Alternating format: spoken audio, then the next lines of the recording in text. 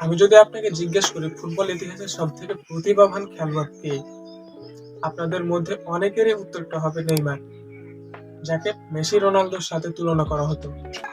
এমনকি অনেকের মতে তিনি মেসি রোনালদোর সমতুল্য। কিন্তু সেই নেইমার আজ কোথায়? কেন কোটি কোটি ভক্তের স্বপ্ন ভেঙে তিনি আজ কোনো বিশেষ ট্রফি ছাড়া, বিশেষ অর্জন ছাড়াই ক্যারিয়ারের শেষ পথে? আজ আমরা জানার চেষ্টা করব নেইমার কেন বা কোন পাঁচটি কারণে মেসি রোনালদোর উচ্চতায় পৌঁছাতে পারেননি। নাম্বার একে যে পয়েন্টটি রেখেছি সেটি হলো নেইমারের বার্সেলোনা ছাড়া ছিল তার জীবনের সব থেকে বড় ভুল। সালটা 2017। একটি খবরে থমকে গেল পুরো ফুটবল বিশ্ব। নেইমার বার্সেলোনা ছাড়ছে। আচ্ছা ঠিক আছে, ক্লাব ছাড়ছে, কিন্তু তার ট্রান্সফার ফি ছিল কত জানেন? 222 মিলিয়ন ইউরো, যা ছিল ইতিহাসে এক অনন্য রেকর্ড, যা আজ পর্যন্ত কোনো প্লেয়ার বা কোনো ট্রান্সফার মার্কেট কেউ ভাঙতে পারেনি। নেইমারের পিএসজিতে যাওয়ার মূল কারণ কি ছিল জানেন? একটি ব্যালন জয় করা। তিনি বার্সেলোনাতে যে খারাপ খেলতেন তা না, তিনি বার্সেলোনাতে যথেষ্ট ভালো খেলতেন, কিন্তু সেখানে ছিল লিওনেল মেসি, যার কারণে নেইমার তার ছায়াতলে থাকতেন। আর সেই কারণে ছায়াতল থেকে বেরোতে গিয়ে তিনি পিএসজিতে যোগদান করেন। কিন্তু ইতিহাস বলে এটি ছিল তার জীবনের সেরা একটি ভুল। এর কারণেই তিনি আজ এই পর্যায়ে দাঁড়িয়ে। বার্সেলোনাতে থাকাকালে তিনি ছিলেন বিশ্বসেরা এমএনএস ত্রয়ীর একজন প্লেয়ার এবং প্রতিপক্ষের জন্য ত্রাস, যে কোনো সময় যে কোনো কিছু ঘটিয়ে দিতে পারতেন। নাম্বার 2, নেইমারের ইনজুরি এবং লাইফস্টাইল। মেসি ও রোনালদোর সাফল্যের অন্যতম কারণ কি জানেন?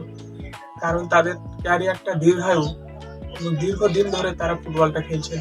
বয়স তাদের 35 পার করেও তারা ইউরোপ কাঁপিয়ে গেছেন।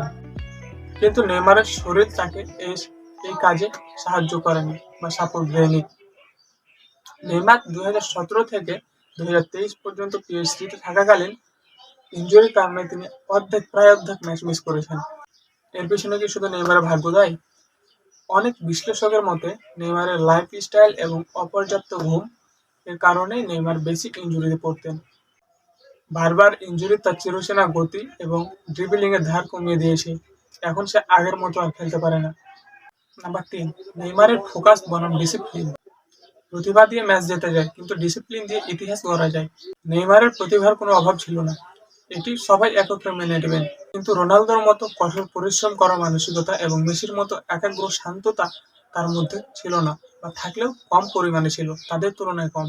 প্রায় প্রতি বছরে নেইমার তার পরিবারের কারো জন্মদিন পালন এবং কার্নিভাল পালনের সময় তিনি সোশ্যাল মিডিয়ায় ট্রল হতেন, কারণ তারা বিশ্লেষকদের মতে নেইমার অতিরিক্ত পার্টি, কার্নিভাল পালন এসবের কারণে তিনি ইনজুরিতে পড়তেন বারবার। একটি প্লেয়ার যখন মাঠের খেলার তুলনায় মাঠের খেলার বাইরে বেশি আলোচিত হন, তখন তার পারফরমেন্সে প্রভাব পড়া স্বাভাবিক। কিন্তু নেইমারের ক্ষেত্রে তার পারফরমেন্সে কোনো প্রভাব পড়েনি, কিন্তু তিনি বারবার ইনজুরি হওয়ার কারণে বেশি আলোচিত হতেন। নাম্বার 4, লিগ ওয়ানের প্রভাব। স্প্যানিশ লা লিগা ছিল অত্যন্ত ট্যাকটিক্যাল এবং বুদ্ধিমত্তার খেলা, যেখানে নেইমারের মতো ড্রিবলারদের জন্য স্বর্গ মনে হয়। কিন্তু ফ্রান্সের লিগ ওয়ান ছিল অত্যন্ত ফিজিক্যাল এবং রুক্ষ। সেখানে প্রতিপক্ষ খেলোয়াড়রা নেইমারকে আটকানোর জন্য ট্যাকটিক্যাল ফাউলের তুলনায় শারীরিক আঘাত বেশি করতেন। যেখানে প্রায় প্রতি ম্যাচে 5 থেকে 10টি ফাউল করা হতো, যার বেশিরভাগই ছিল রাফ ট্যাকেল। অতিরিক্ত ফিজিক্যাল প্রেসার নেইমারের ছোট ছোট ইনজুরিগুলোকে বড় বড় ইনজুরিতে পরিণত করেছেন। তবে নেইমার যদি প্রিমিয়ার লিগ বা লা লিগায় থাকতেন, তাহলে রেফারিদের কাছ থেকে তিনি বেশি সাপোর্ট পেতেন এবং তার সোনালী সময়টা আরো দীর্ঘায়ু হতো। নাম্বার 5, জাতীয় দলের ব্যর্থতা ও দুর্ভাগ্য। নেইমার ব্রাজিল জাতীয় দলের সর্বোচ্চ গোলদাতা, তিনি পেলেকেও ছাড়িয়ে গিয়েছেন। কিন্তু নেইমারের বিশেষ কোনো অর্জন নেই জাতীয় দলের হয়ে, যেমন কোপা আমেরিকা, বিশ্বকাপ এসব না থাকার কারণে নেইমার তার জীবনের একটি বড় অপূর্ণতা রয়ে গেছে ফুটবল ক্যারিয়ারে। 2014 সালে ঘরের মাঠে বিশ্বকাপে নেইমারের ইনজুরি ছিল একরকম ট্র্যাজেডি। আর 2022 সালে ক্রোয়েশিয়ার বিপক্ষে কোয়ার্টার ফাইনালে সে অত্যন্ত একটি দুর্দান্ত গোল করার পরও তারা পেনাল্টিতে যে ম্যাচটি হেরে যায়, যা নেইমার মানসিকভাবে অনেক ভেঙে পড়ে। মেসি যখন তার ক্যারিয়ারের শেষ সময়ে এসে বিশ্বকাপ জিতে ফুটবল বিশ্বে নিজেকে অমর করে নিলেন, তখন নেইমার কোয়ার্টার ফাইনালে হারের পর বিশ্বকাপ থেকে বিদায় নিলেন। একটি বড় আন্তর্জাতিক ট্রফির অভাব নেইমারকে মেসি রোনালদো কাতারে যেতে পিছনে রেখেছে। আমি আমার মতামত জানালাম, আপনাদের মতামত জানাতে পারেন আপনারা কমেন্ট বক্সে। ধন্যবাদ।